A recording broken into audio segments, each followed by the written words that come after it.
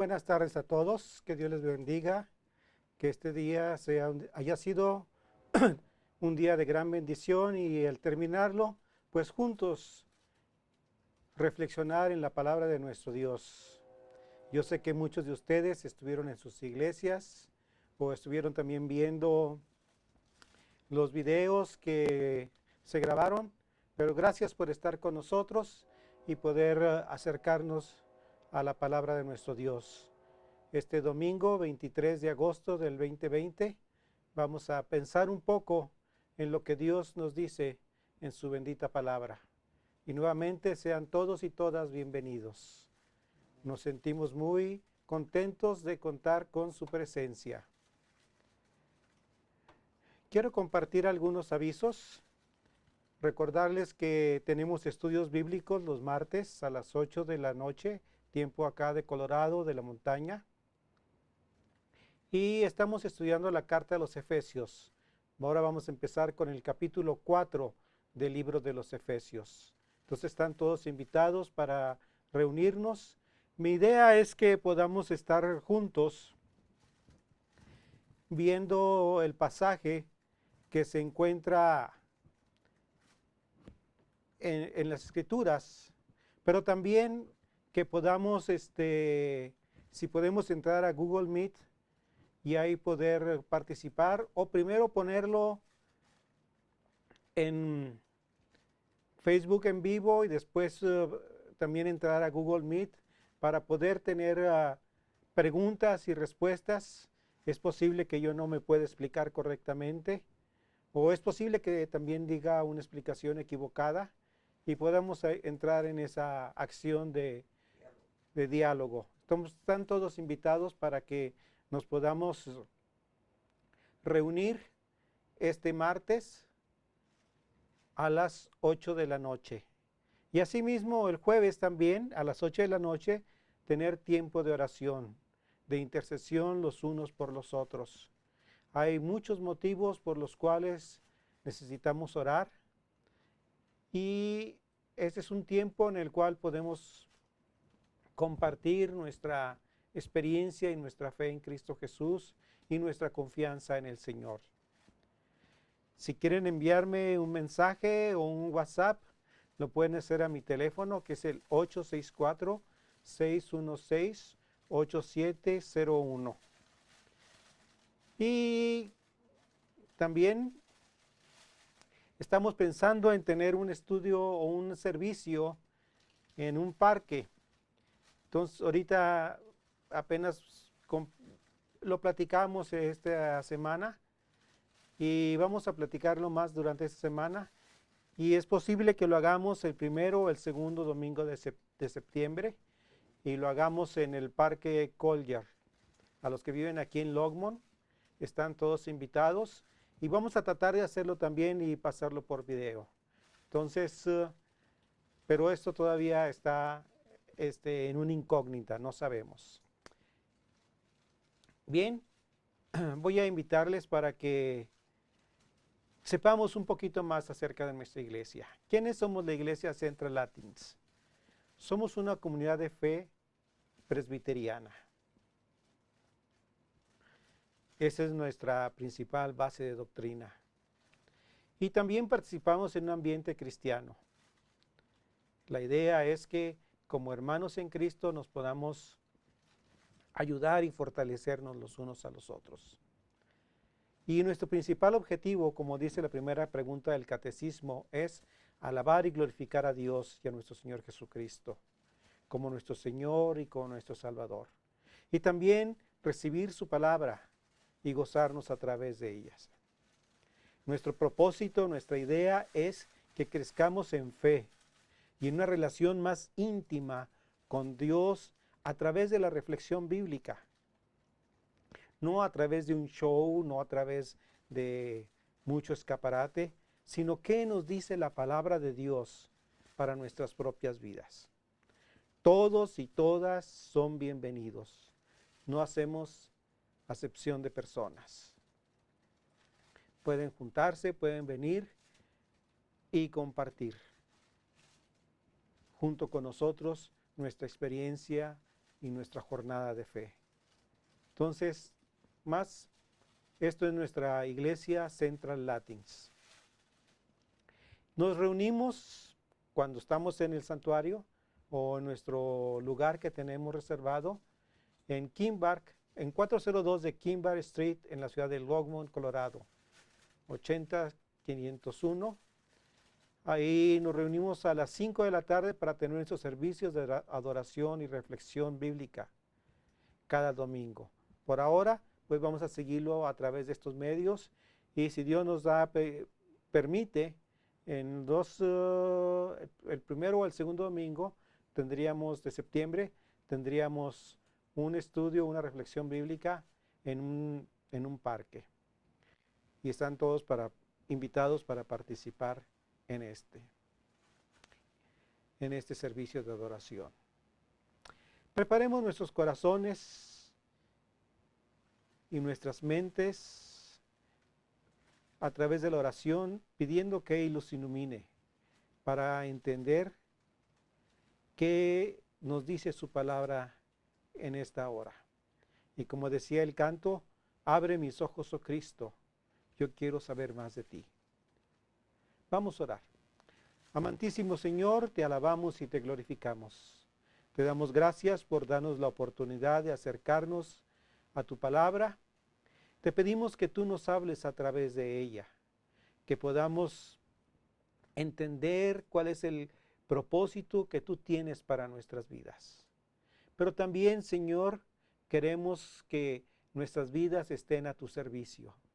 Y lo podemos hacer cuando escuchamos lo que tú nos dices a través de tus sagradas escrituras.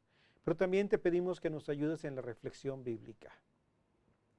Te pedimos que abran nuestra mente, nuestros ojos, nuestros oídos, para entender el mensaje que tienes preparado para nuestras vidas en este día. Nos ponemos en tus benditas manos, en el nombre glorioso de Jesucristo, nuestro Señor y nuestro Salvador. Amén. La lectura bíblica la encontramos en el Nuevo Testamento, Mateo 16, 13 al 20. Pueden ustedes buscar en sus Biblias y pueden ustedes ver en la versión bíblica que ustedes tengan.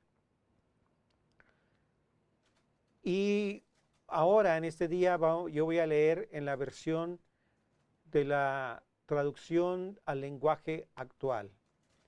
Entonces, voy a invitarles para que preparemos nuestros oídos para escuchar lo que dice la palabra de nuestro Dios. Mateo 16, 13 al 20. Dice así la palabra de nuestro Dios. Cuando llegaron cerca del pueblo de Cesarea de Filipo, Jesús preguntó a sus discípulos, ¿qué dice la gente acerca de mí, el Hijo del Hombre? Los discípulos contestaron, algunos dicen que eres Juan el Bautista, y otros dicen que eres el profeta Elías, o el profeta Jeremías, o alguno de los profetas. Entonces Jesús les preguntó, ¿y ustedes qué opinan? ¿Quién soy yo? Pedro contestó, tú eres el Mesías, el Hijo de Dios, que vive y da vida. Jesús le dijo, bendito seas, Pedro, hijo de Jonás, porque no sabes esto por tu propia cuenta, sino que te lo enseñó mi Padre que está en el cielo. Por eso te llamaré Pedro, que quiere decir piedra.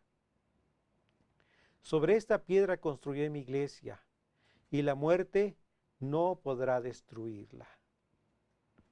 A ti, Pedro, te daré autoridad en el reino de Dios. Todas las cosas que tú prohíbas aquí en la tierra, desde el cielo Dios las prohibirá. Y las cosas que tú permitas, también Dios las permitirá. Entonces Jesús ordenó a sus discípulos que no le contaran a nadie que Él era el Mesías. Que el Señor añada bendición a la lectura de su palabra. La pregunta de este tema es, para ti, ¿quién es Jesús? La reflexión bíblica para ese día nos cuestiona con respecto a nuestra relación con Dios. Y los versículos 18 y 9 han creado una polémica entre las diferentes confesiones del cristianismo, principalmente de los protestantes o evangélicos y la Iglesia Católica Romana. Y esto ha sido por siglos. Ahora, quiero aclarar que no es mi interés hacer polémica, sino de reflexionar a la luz del pasaje qué es lo que Dios nos quiere decir en esta hora.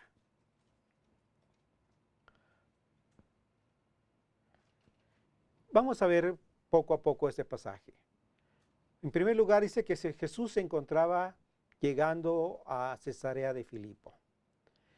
Y hay más o menos una distancia entre Galilea, donde él era originario del mar de Galilea, donde ahí desarrolló gran parte de su ministerio, a Cesarea de Filipo, unos 40, 46 kilómetros, o más o menos unas 24, 28 millas. Esta era una tierra 100% gentil. Y este lugar tenía antecedentes históricos muy importantes. Uno de ellos es que se encuentra un manantial que es el principal afluente del río Jordán.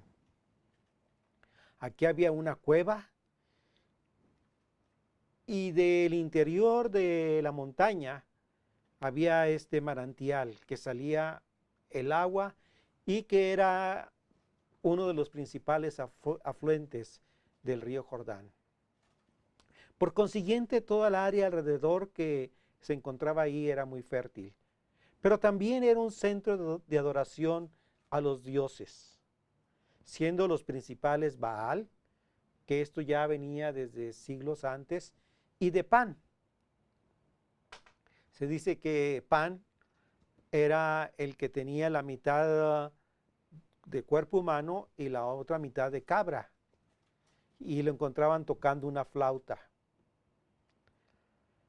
Y de ahí viene nuestra palabra de pánico, de miedo, porque daba terror verlo.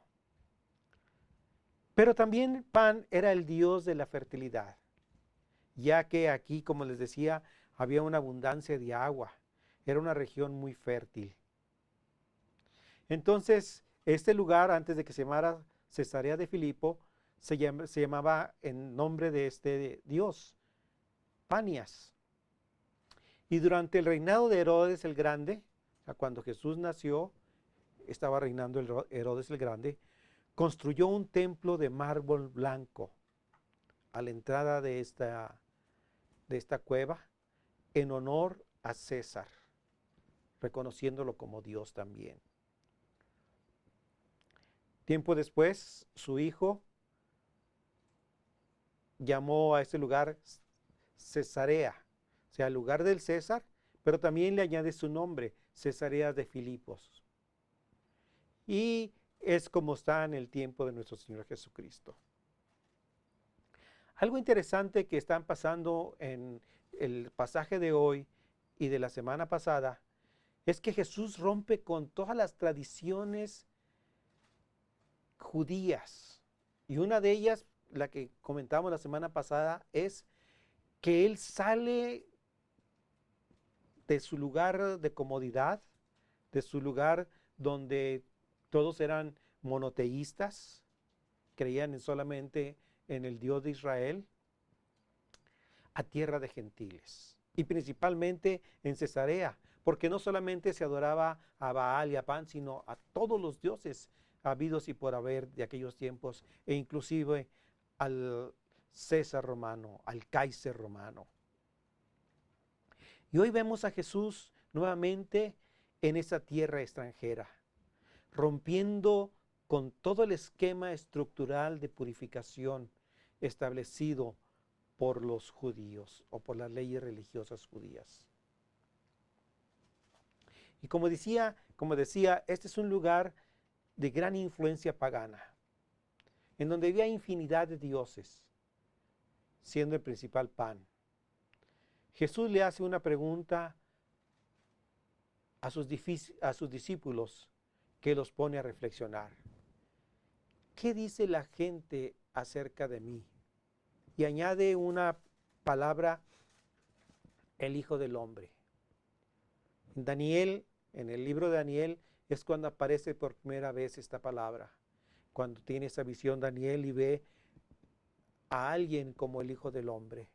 Y de ahí sale y se le dice, se cree, se piensa que era precisamente Dios. Entonces, hablar de Hijo del Hombre, y es decir, Dios mismo. Sin lugar a dudas, los discípulos habían escuchado muchas opiniones de la gente a lo largo del camino que habían emprendido siguiendo a Jesús. Y entonces habían escuchado estas opiniones, cómo la gente identificaba a Jesús. Y el texto dice, unos le decían Juan el Bautista. Inclusive el mismo Herodes, que había mandado decapitar a Juan el Bautista, piensa que Jesús es este. Dice Mateo 14, 1 y 2.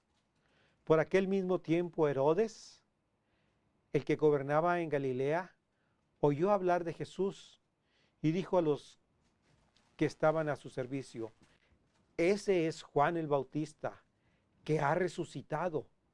Por eso tiene este poder milagroso. Y así como Herodes, mucha gente pensaba de la misma manera. Otros también están diciendo que era el profeta Elías. Elías había sido uno de los grandes profetas del Antiguo Testamento. Aquel que tuvo controversias con Acab, porque precisamente había introducido la adoración de dioses extraños como Baal, Moloch y la diosa Astarte. Inclusive hasta habían ofrecido un hijo en sacrificio. Entonces, ¿recuerdan ustedes cuando Elías reta a los sacerdotes de Baal y ponen ese altar para que descienda fuego del cielo? Y después que los profetas de Baal, por más que estuvieron pidiéndole a su Dios que descendiera el fuego, no lo hizo. Y cuando Elías oró al Señor, descendió fuego del cielo y destruyó todo, o quemó todo. Y después mataron a los sacerdotes de Baal. Aunque después tuvo que huir por las palabras de la reina, que dijo, mañana mismo yo me lo voy a echar a este Elías. Y sale huyendo. Bueno, Elías es parte importante dentro de la historia del pueblo de Israel. Y entonces hay una profecía que dice Malaquías en el capítulo 4, versículo 5. La versión Dios habla hoy dice, miren ustedes, voy a enviarles al profeta Elías antes que llegue el día del Señor, que será un día grande y terrible. Entonces, antes del fin, voy a enviar al profeta Elías. Inclusive, judíos ortodoxos siguen esperando este día especial. Por eso la gente identificaba a Jesús como Elías. Elías era considerado, como decías, el más grande de los profetas. ¿Recuerdan ustedes cuando Jesús se encontraba en el monte de la transfiguración? A los lados de él aparece Moisés y Elías. Y están hablando y platicando con Jesús. Entonces mucha gente decía, es el cumplimiento de la profecía. Dios ha enviado al profeta Elías. Otros dicen que es Jeremías. En el Antiguo Testamento, sobre todo en los libros canónicos, no hay mucha referencia de esto. Jeremías vivió en el tiempo en que la ciudad de Jerusalén o Judá cayó por manos de los babilonios. Se cree que Jeremías, antes de que fuera destruida por Nabucodonosor, tomó los utensilios del templo, los principales utensilios del templo, y se los llevó a esconder.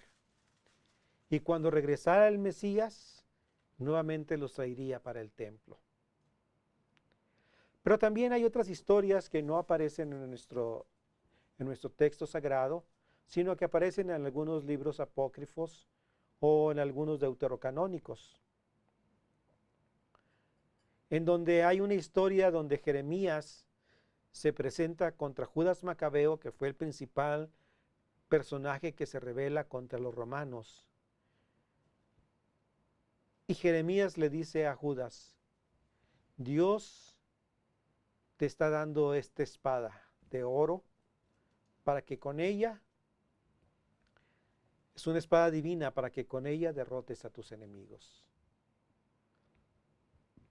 Entonces también por eso se consideraba a Jeremías como el precursor del Mesías.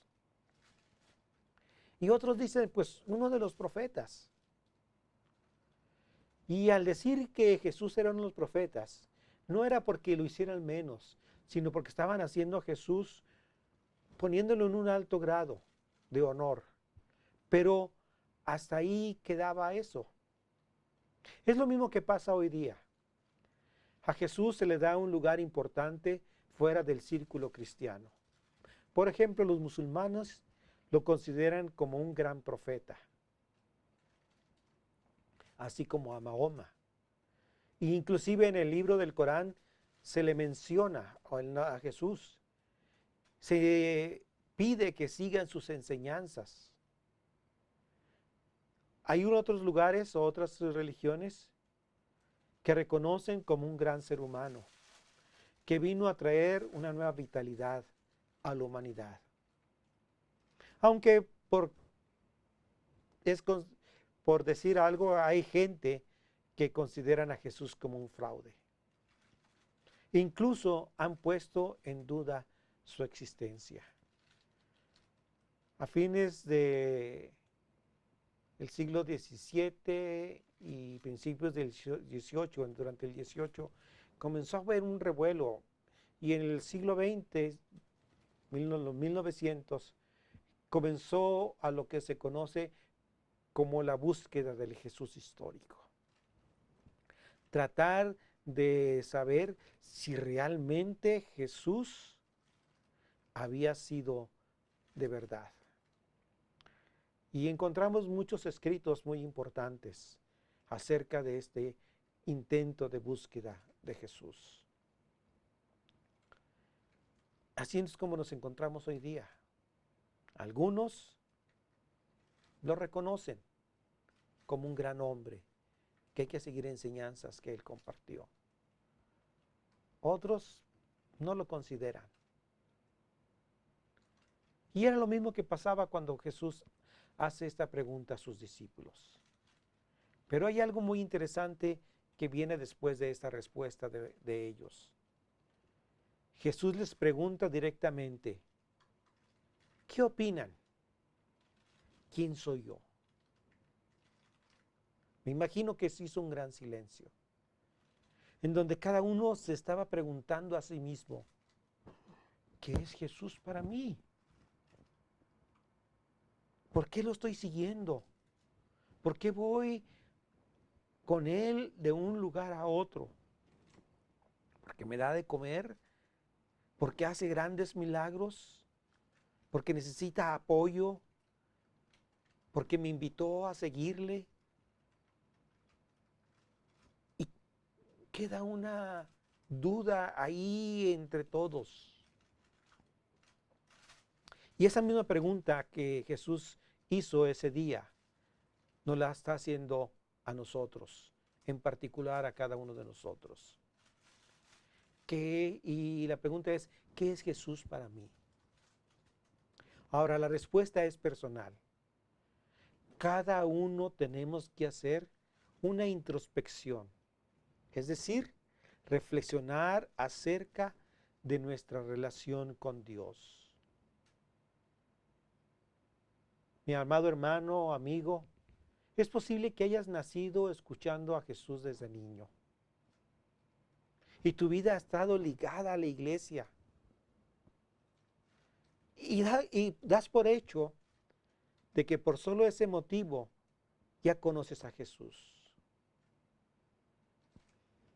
Te encuentras como los discípulos que lo acompañaban o que estuvieron acompañándolo por largo tiempo.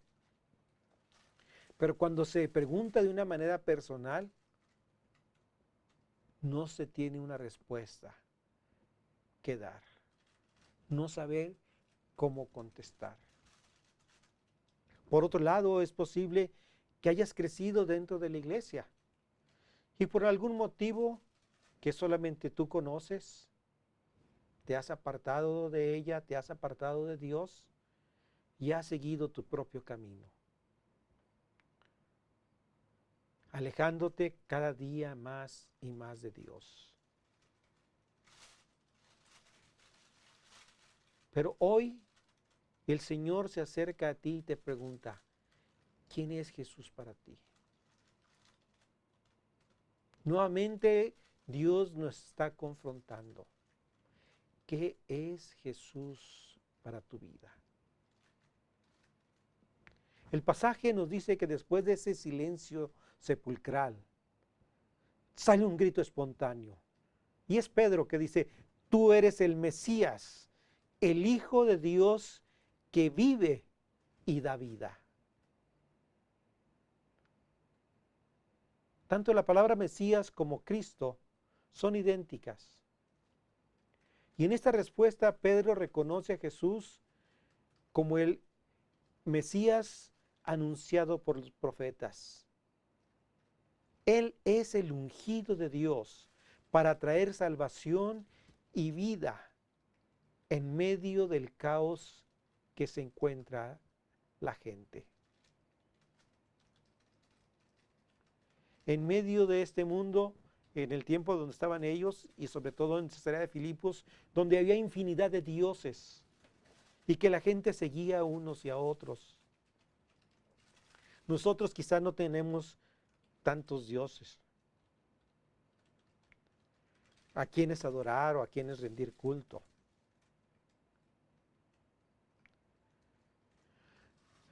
Pero sí tenemos cosas que seguimos, distracciones que son tan llamativas a nuestra vida que nos jalan y nos impulsan a seguirlas. Dice el proverbista, son caminos de muerte. Y la pregunta sigue vigente. ¿Y ustedes qué opinan? ¿Quién soy yo? Mi pregunta es, ¿quién es Jesús para ti? Jesús le dice a Pedro, bienaventurado, dichoso, en el texto que leímos dice, bendito seas, Pedro, hijo de Jonás, porque no sabes esto por tu propia cuenta, sino que te lo enseñó mi Padre que está en el cielo. Dios, por su gracia, nos da a conocer de una manera personal a Jesús. Se revela a nosotros mismos, abre nuestros ojos, nuestra mente, nuestro entendimiento, y es que podemos exclamar, tú eres el Mesías prometido. Tú eres mi Señor, tú eres mi Salvador. Por otra parte, Jesús le dice a Pedro, ya no te llamarás Simón, sino que te llamarás Pedro. Y esta es una señal del nuevo nacimiento. Pablo en 2 de Corintios 5, 17, en la versión Dios habla hoy, dice, por lo tanto, el que está unido a Cristo es una nueva persona. Las cosas viejas pasaron, se convirtieron en algo nuevo. En la vida del nuevo creyente se realiza una conversión, una transformación, como la metamorfosis de un gusano a una mariposa. La vida anterior queda en el pasado. Diríamos hoy día, hablando en términos electrónicos, se nos resetea nuestro disco. Y estamos ahora limpios para recibir nuevas aplicaciones, para iniciar una nueva vida al servicio de nuestro Dios. Quiera el Señor que cada uno de ustedes haya tenido ese encuentro y ese conocimiento personal con el Señor. Y ahora quiero tomar un poquito acerca de la polémica que se ha tenido por siglos, que es la interpretación que la Iglesia Católica Romana da con respecto a Pedro y su sucesión apostólica, reconociendo al Papa como heredero de ese beneficio y por consecuencia la máxima autoridad de la Iglesia, a lo que las iglesias protestantes, evangélicas o cristianas no estamos de acuerdo. Analicemos estos versículos. Por eso te llamarás Pedro, que quiere decir piedra. Sobre esta piedra construiré mi iglesia, y la muerte no podrá destruirla. A ti, Pedro, te daré autoridad en el reino de Dios. Todas las cosas que tú prohíbas aquí en la tierra, desde el cielo, Dios las prohibirá. Y las cosas que tú permitas, también Dios las permitirá. El cambio del nombre de Simón a Pedro, encontramos un juego de palabras. Pedro igual a piedra. Pero es Petros y Petra. Dice el Señor, sobre esta piedra construiré la iglesia. El pasaje reconoce a Pedro como una piedra principal en la construcción de la naciente iglesia. Por eso hay que ver este pasaje no como un texto aislado, sino a la luz de todas las escrituras, no formulando una doctrina de estas palabras, sino tenemos que entenderlo a la luz de todo el contexto bíblico e histórico del texto sagrado. En el Antiguo Testamento hay muchas partes donde reconocen a Dios como nuestra roca fuerte. Por ejemplo, Deuteronomio 32, 3 y 4 dice, proclamaré el nombre del Señor, alaben la grandeza de nuestro Dios. Él es la roca, sus obras son perfectas y todos sus caminos son justos. Dios es fiel, no practica la injusticia. Él es recto y justo. En 2 de Samuel 22, de 12, 3 y 3 dice, el Señor es mi roca, mi amparo, mi libertador. Es mi Dios, el peñasco en que me refugio. Es mi escudo, el poder que me salva, mi más alto escondite. Él es mi protector y mi salvador. El Salmo 62, 5 y 6 dice, solo en Dios haya descanso mi alma. De Él viene mi esperanza. Solo Él es mi roca y mi salvación. Él es mi protector y no habré de caer.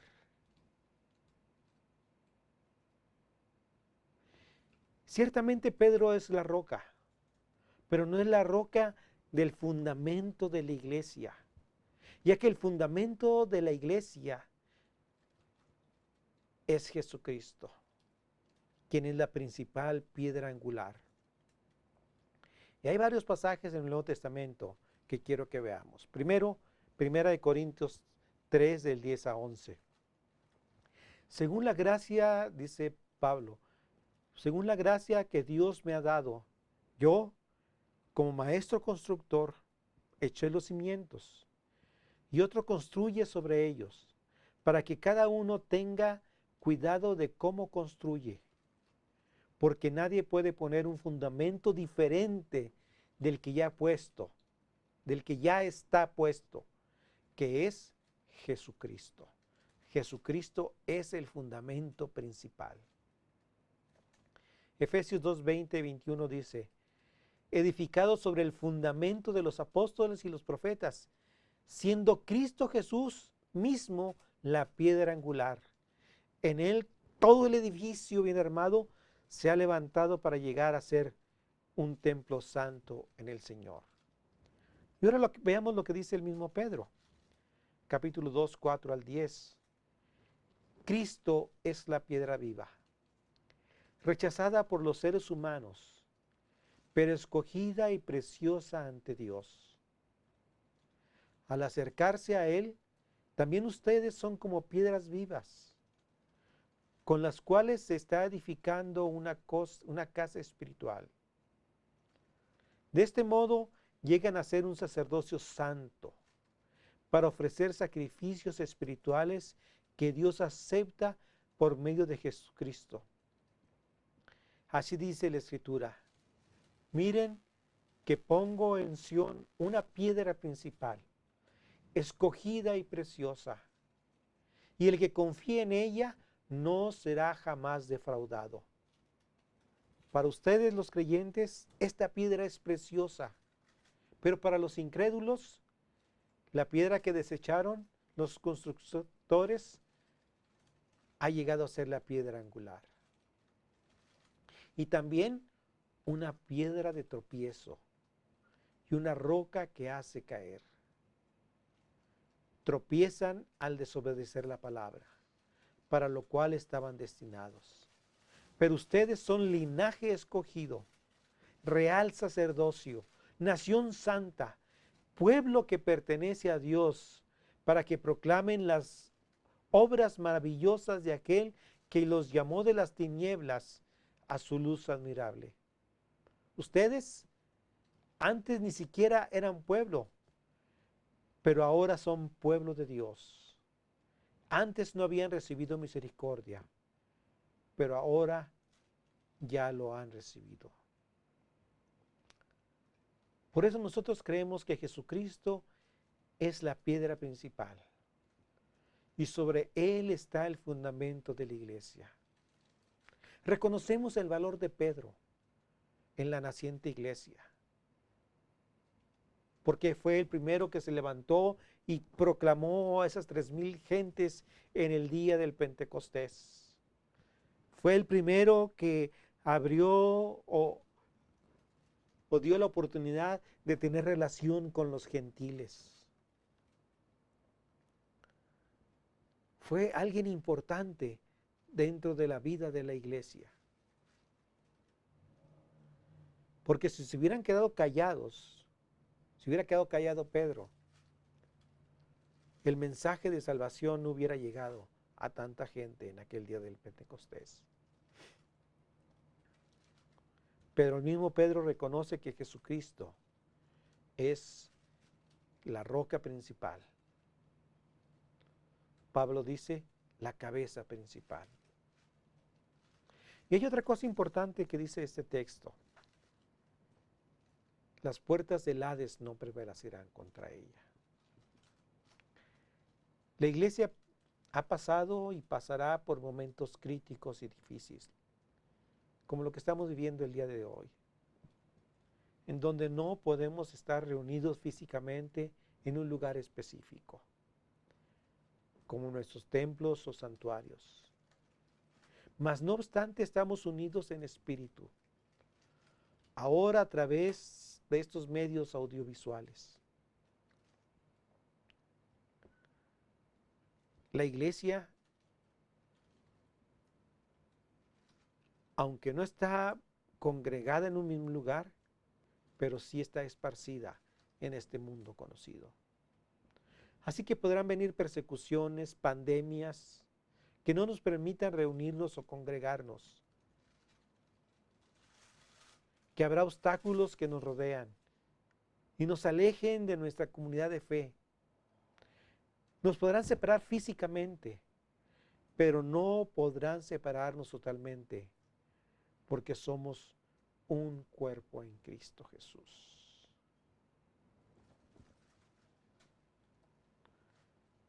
Mis amados hermanos, permita Dios que cada uno de nosotros sigamos unidos en esa fe y en ese compromiso que tenemos para con Dios.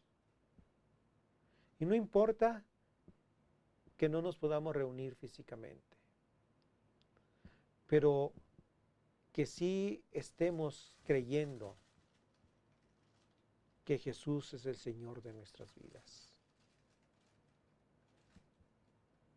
Pero si todavía no lo haces, Jesús te hace la pregunta, o yo te la hago. ¿Qué es Jesús para tu vida? En lo personal, Jesús es mi Señor y mi Salvador, el que me sustenta y el que me da vida. Y que podrán venir tiempos difíciles, pero estamos o estoy bajo su poderosa mano. Pero la respuesta es personal. Y en ese sentido es personal, pero a la vez para compartirla con los demás. Porque el Señor nos ha dado la gracia y la autoridad para compartir el mensaje de Jesucristo a aquellos que no lo conocen, o a aquellos que se han alejado, o a aquellos que lo conocen para fortalecer más su fe. Que el Señor les guarde y les bendiga rica y abundantemente en sus vidas. Voy a invitarles para que tengamos una palabra de oración y asimismo despedirnos de nuestro servicio de esta hora. Y recordar que debemos de orar por la situación tan difícil que está viviendo ahorita en muchas partes de aquí, de Estados Unidos, por los incendios. Otra es por tanta gente que está sufriendo por causa de esta pandemia o por causa de otras enfermedades que pueden ser en muchos casos terminales. Que el Señor fortalezca nuestros cuerpos y nuestras vidas y que seamos un apoyo para todos ellos. Oremos.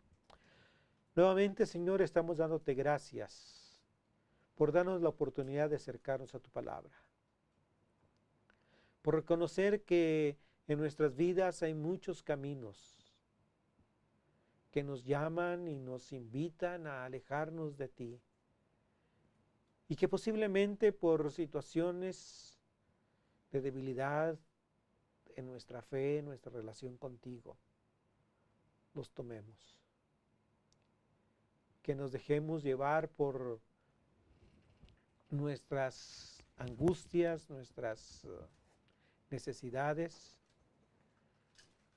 y pensemos que tú no escuchas nuestra oración, pero creemos y confiamos que tú tienes todo en tus benditas manos. Y que no obstante de toda esta situación tan crítica que cada uno de nosotros estamos viviendo, estamos bajo tu cuidado. Oramos porque envíes la lluvia para que ayude a tantos bomberos que están luchando día tras día y noche para extinguir estos incendios. Para que ayudes a aquellos médicos, enfermeras y todo el personal de los hospitales luchando para lograr que se salven vidas por esa enfermedad o esta epidemia del COVID-19. O por otros que estamos enfermos también, Señor, otros delicados como la hermana de Amy, Hilda. Alza tu rostro sobre nuestros amigos y hermanos enfermos y trae gracia, trae paz a nuestras vidas. Fortalécenos y sosténnos. Y si tú nos quieres llamar a tu presencia, poder decir, he corrido la buena batalla. He luchado y estoy listo para estar en la presencia de mi Señor y mi Dios.